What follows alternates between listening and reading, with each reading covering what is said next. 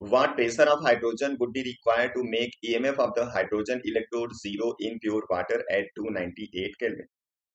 इस प्रॉब्लम में आपसे कह रहा है कि हाइड्रोजन गैस का वो कितना प्रेशर रिक्वायर होगा प्योर वाटर की कंडीशन में जिससे कि ईएमएफ ऑफ द हाइड्रोजन हो जाएगा जीरो। तो यहाँ पे सबसे पहले अगर हम लोग वाटर की इलेक्ट्रोलिसिस कराएं तो उसका रिएक्शन आपको मालूम है, वाटर सबसे पहले डिसोसिएट होता है H प्लस में और OH माइनस में।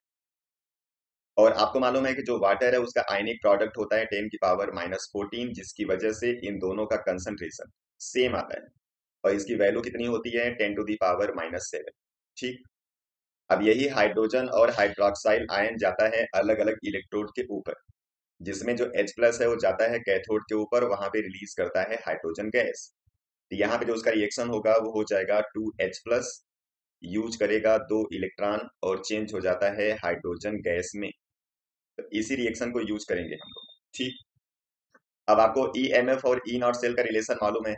EMF मतलब E सेल इक्वल टू होता है E not cell minus 0.0591 by N log concentration of product. यहाँ पे प्रोडक्ट में आपका हाइड्रोजन गैस है इसलिए प्रेशर लिखेंगे इसका, तो लिखेंगे प्रेशर ऑफ हाइड्रोजन और नीचे लिखेंगे कंसंट्रेशन ऑफ H प्लस, और कंसंट्रेशन ऑफ H प्लस के पावर लिख देंगे 2 क्योंकि यहाँ पे इसके साथ कोफिशिएंट 2 लगा हुआ है।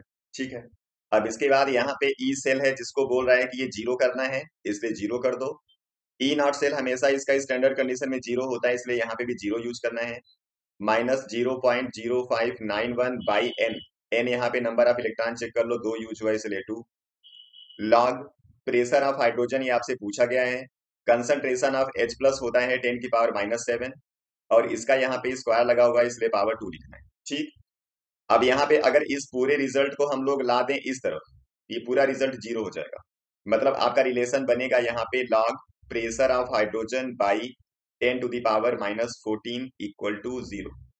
अब आपको चेक करना है कि लॉग किसकी वैल्यू जीरो होती है, तो आप इसको याद रखना, लॉग 1 की वैल्यू होती है जीरो। तो अगर हम इस रिलेशन को और इस रिलेशन को इक्वेट कर दें तो आपको पता चल जाएगा कि ये जो वैल्यू है ये किसके बराबर होगा, ये 1 के बराबर होगा। तो आप यूज कर लीजिए pressure of hydrogen by 10⁻⁻14 equal to हो गया 1। यहाँ से प्रेशर ऑफ हाइड्रोजन गैस जो आपको मिलेगा वो हो जाएगा 10⁻⁻14 बार।